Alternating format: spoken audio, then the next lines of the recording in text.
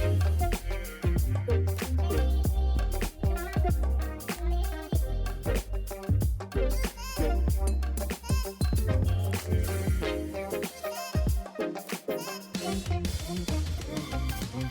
everybody, and welcome back to another episode of the Speak Plainly podcast, where we speak plainly about things that matter.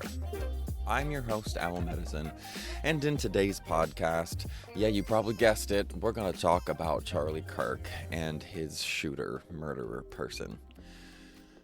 Oh my, I'm already tired of hearing about him. I'm tired of talking about him. I recorded this podcast 2 days ago, the day that he got shot, or the day after he got shot, actually, and somehow it disappeared. It just disappeared off of my SD card, the one that I'm recording this one on. Somehow it just is gone.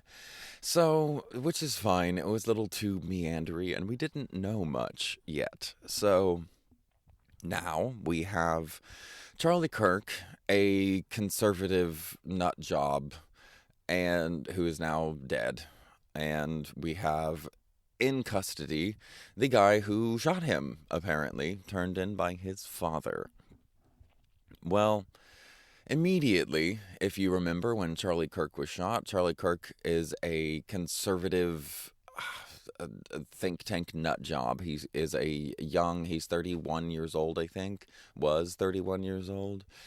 And he had been writing opinion pieces for conservative fascist, like white supremacists, since he was about 16 years old.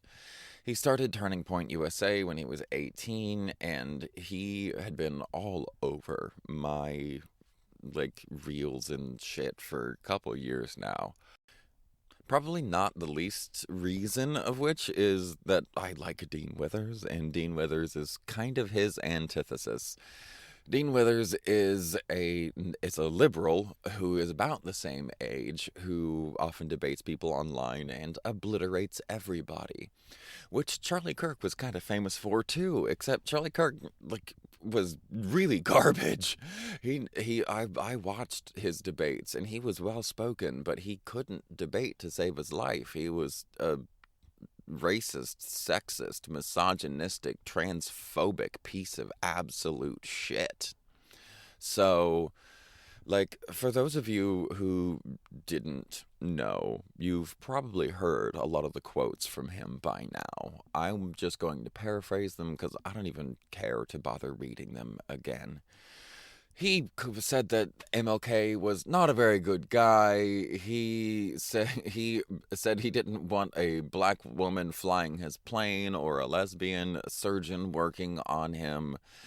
He said that empathy caused a lot of problems, that it was it was a new age thing, and it causes problems. He said that he hopes public executions, certain ones, not all of them, and certain ones would be great. It would be really entertaining.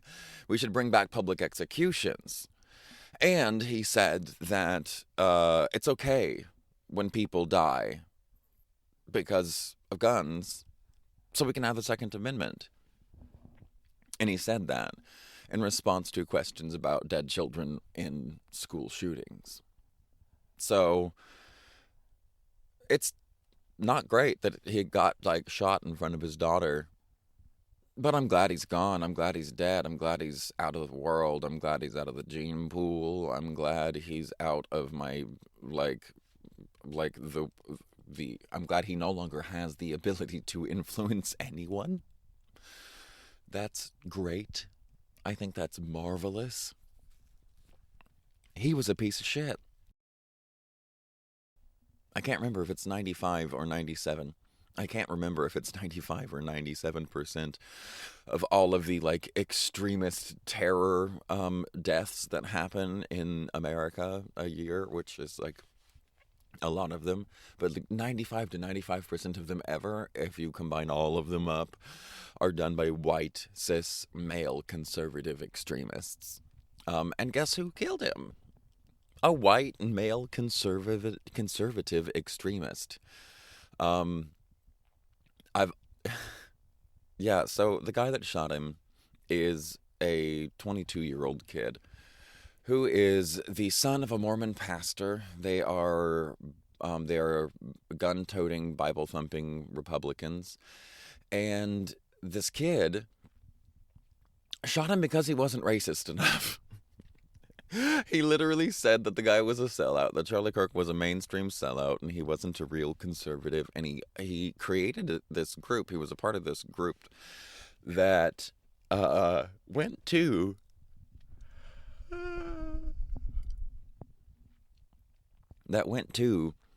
Charlie Kirk's events and would basically just harass him. They would just go to his events and boo and jeer and like try to set up people to debate him that he would lose.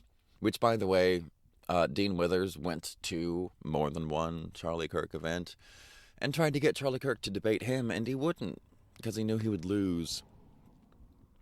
So, yeah, I'm glad Charlie Kirk's dead. I'm glad he's dead. I'm not glad he died the way he died. But I won't lie and pretend I have any empathy for him. And I also won't lie and say I wasn't extremely impressed with that shot. My God, from 200 yards in the neck? Wow. That's impressive. That's how you know it wasn't a liberal. That's exactly how you know it wasn't a liberal. Like, I can't shoot like that, and I'm a liberal who can shoot. I can't shoot like that. Damn. These motherfuckers be wild out here. So, yeah, this guy that shot and killed Charlie Kirk was a white extremist who basically said he wasn't extreme enough. How crazy is that?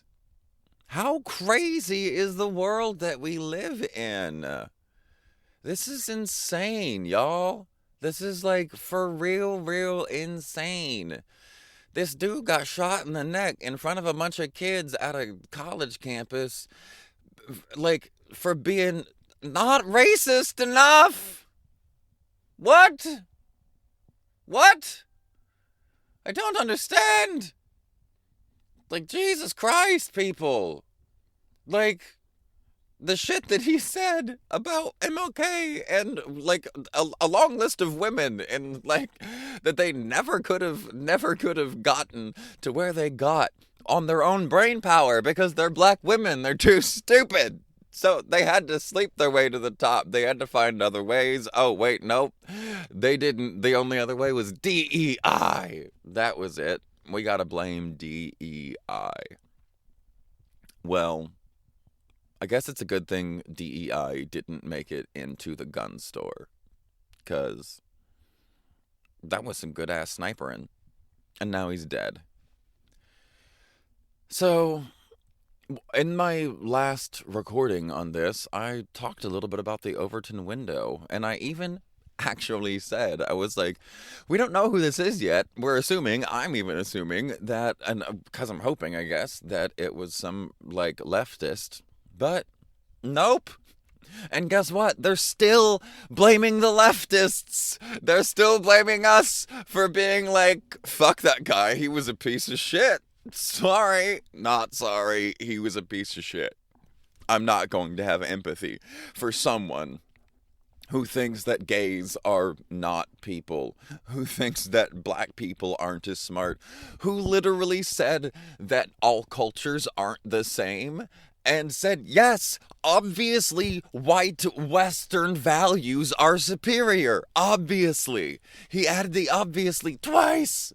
Like, what a fucking piece of shit. Oh, he's so dead. Thank God. Thank God. I'm glad. I'm glad he's dead. I'm glad. I'm not glad he was shot in the neck in the middle of the day because we have psychos running around who think people aren't racist enough, so they're running around shooting people. I'm not glad about that. But I'm glad Charlie Kirk is gone. He was an absolute waste of space. I do feel bad for his daughter being just taken from him that way. But also, you know, like, fuck his dad. Fuck her dad. And what's really fucked about this for me is I was Charlie Kirk. I believed the same shit so fucking badly, I was kicked out of elementary school, and my mom had to come and get me because I was running around telling the other third graders that Santa Claus was the atheist's way to get God out of Christmas and to get Jesus out of Christmas in third grade. In junior high and into high school, I used to have preachings. I went and bought a 10 by 20, like one of those pop-up vendor things, and I went to the local Christian bookstore and asked if I could use their parking lot because it was on what we called the Strip in my tiny town. This one street people used to drive up and down. I went out onto the Strip and I sat up and I had preachers from different denominations come use the soundboard that I bought to do preachings and have other musicians that I knew, like from school and from church, come and play songs about Jesus to convert more people. Me, I did that. That was me. I thought the same thing. I used to wear a Confederate flag belt buckle to high school, bitch. Me. I did this. Why? Because of the influence of fucktards like Charlie Kirk. Because of the influence of fucking white supremacist nationalists like him and like my father. That is the world I grew up in. I grew up in Charlie Kirk's house. If you don't understand what it's like because you've lived it, to live in an evangelical, Bible-thumping nutjob's house, you have no idea why I hate Charlie Kirk so fucking much. You can't comprehend him. You can't, or my hate. You can't comprehend how much I really don't like this motherfucker. I don't hate him. I hated seeing him on my screen. You have to love, I think, enough to hate. Maybe I do hate him. Maybe I did hate him. I don't know. It doesn't matter, because he's dead. I definitely didn't like his ass. I don't think, no. I didn't hate him. He didn't take up enough, like, real estate in my brain. I saw him, and I just clocked him as an absolute piece of shit. And I'm glad he's dead. I feel like I've said that too many times, but it's fucking true. I'm glad he's gone. And this whole thing about the Overton window that I brought up in the last one isn't even really relevant in the way that I was saying it. But maybe, it won't, but maybe it will be relevant in the opposite side. So the Overton window is what I talked about with Luigi. Because when it happened with Luigi, everybody was like, oh, it's a leftist. And it was a white, rich person. And because they were rich, people were like, oh, leftist. Which, that's really stupid. But he had, like, hooray for Luigi. If you didn't check out that podcast, go back and listen to that podcast. I talk about the Overton window. And so the Overton window it's a sociological term for the things that we kind of averagely discuss as a society, as a culture. And the things that we, because of what we discuss, we view as normal and acceptable. What's in the boundary of, like, my purview, given, like, my general day. Like, what's the width of my experience? And that's kind of the Overton window. And what happens when something extreme like this happens, whether it's on the extreme right or the extreme left. And with Luigi, it was because it was somebody being like, healthcare, give us healthcare. That's a left thing. So that was an extreme left. This guy, Trump tried to pin it on the Democrats immediately. They were, and the governor of fucking Utah literally said with tears in his eyes, I hoped it wasn't one of us. I hoped that it would be someone else from some other state, from some other country who drove here. But it wasn't. And why? He said, because it would be easier. Because it would be easier to hate. Because it would be easier to hate this person. That's why. It would be easier to hate them if they were brown, if they were black, if they were not from Utah, which means not a conservative, more likely than not. Wow, that's disgusting. But his shooter wasn't on the left. He was as extreme right as you can get. We thought Charlie Kirk was extreme right. This guy is extreme right. And see, the thing is like the Overton window shifts according to hugely extreme acts. Whether they're extremely on the right or extremely on the left, they're hugely extreme acts. And what happens is we have our normal, like, oh, this is the normal acceptable thing for here's what we can do, here's the resistance, these are acceptable. Now, that response of what we can do and what we can accept and what our options are to retaliate blasted wide open, and it shifts the window. And what has to happen according to history in order for a social movement to gain traction because of an extremist move rather than to be damaged by an extremist move is the extremist move has to happen before, like hopefully just before, like maximum peak protest stuff. And that's important. Timing is really important. The other thing that is really important is when the extreme action happens, usually it's been the far left doing something extreme, and the center and center left with Luigi have to shun Luigi and say, we don't support this, we don't support violence like that. And by doing that, you separate the extremist, and the entire nation's perspective shifts a little bit left.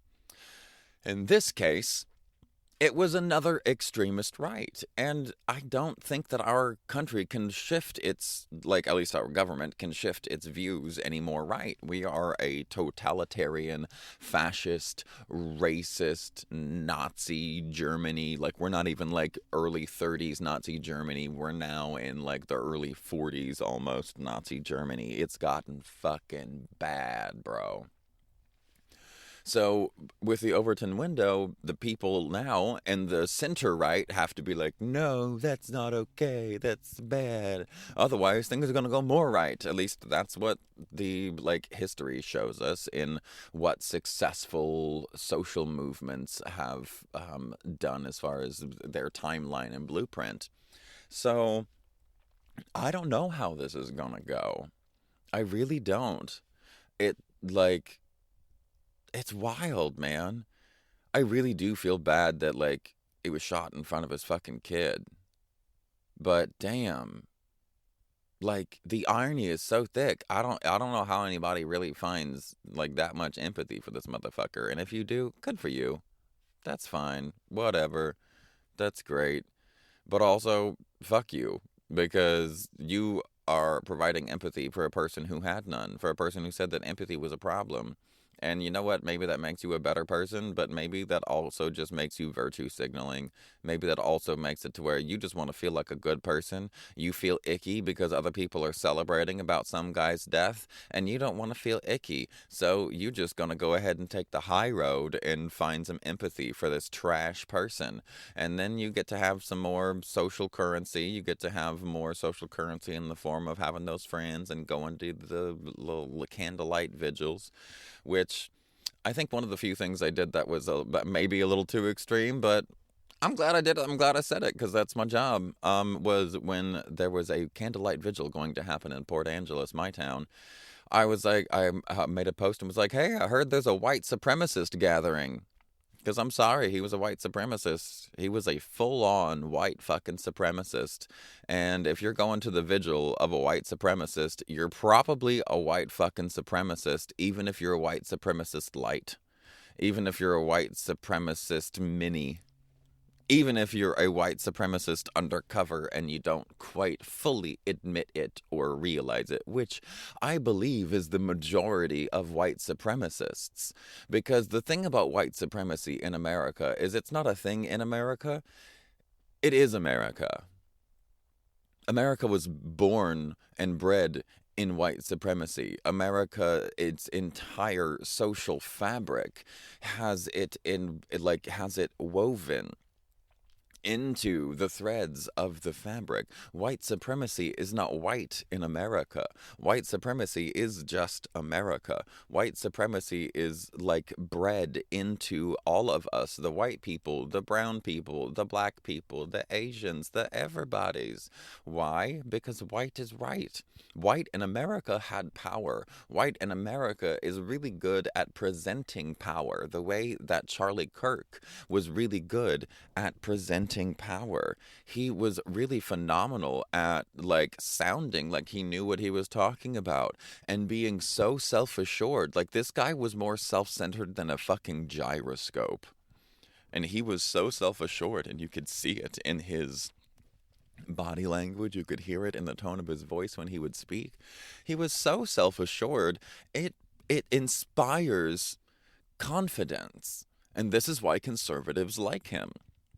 Conservatives tend to like authoritarian figures because they don't want to be bothered with the details. They don't want to bother to reappraise, which is a thing that I've talked about a lot on here. When you go into the neurology of conservatives versus liberals across cultures, not just in white cultures, not just in America, that's like the biggest neurological difference is conservatives, self-listed, regardless of what your politics are in your country, conservatives are more likely to, or I guess I should say, conservatives are less likely to reappraise disgust.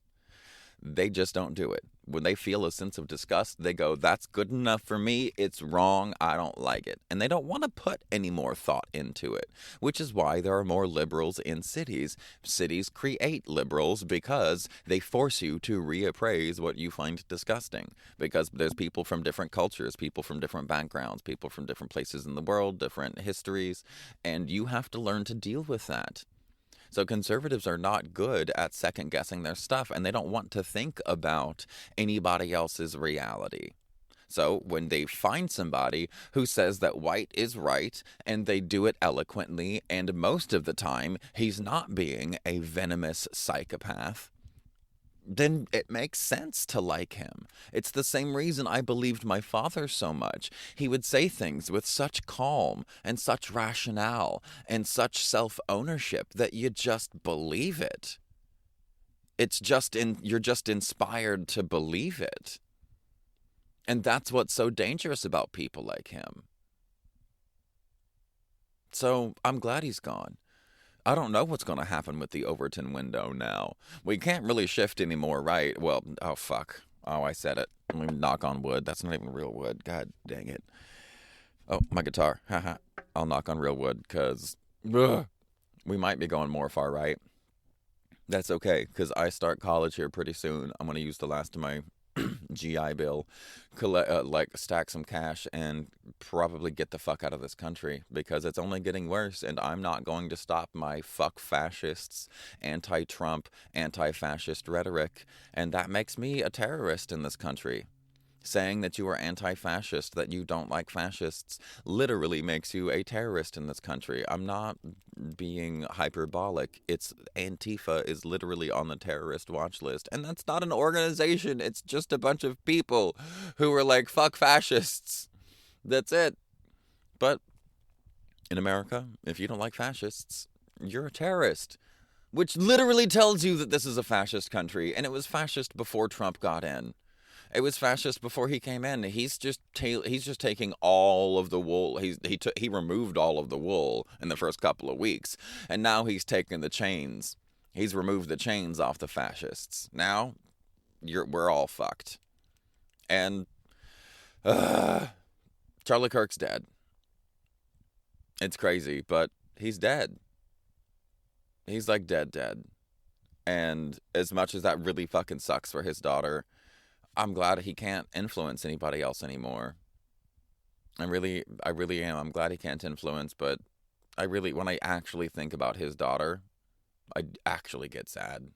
And I think that's a good thing, because I was a little too gleeful, I think. I was a little too gleeful at the beginning of this, and I don't feel bad about that. it is something that I will actively plan on tempering more, but because I didn't quite realize how gleeful I was at the beginning. But that's what happens when you're an absolute piece of shit and you've made a career out of ridiculing, talking down, and convincing young people to be fascist neo-Nazis. Then yeah, people are going to celebrate your death. No one mourns the wicked. Fuck them. So, fuck Charlie Kirk. And fuck that nutjob right-wing idiot who shot and killed him, too. I mean, whoever trained you to shoot, well done. Whoever trained you to think, not so much. Anyway, if you made it this far in the podcast, thank you. I hope you got something out of it. I hope you at least learned my perspective. I'm sorry that Charlie Kirk got shot in the neck by an even more racist, even more white supremacist, even more neo-Nazi. But I'm glad he's dead. And remember, stay curious and stay uncomfortable.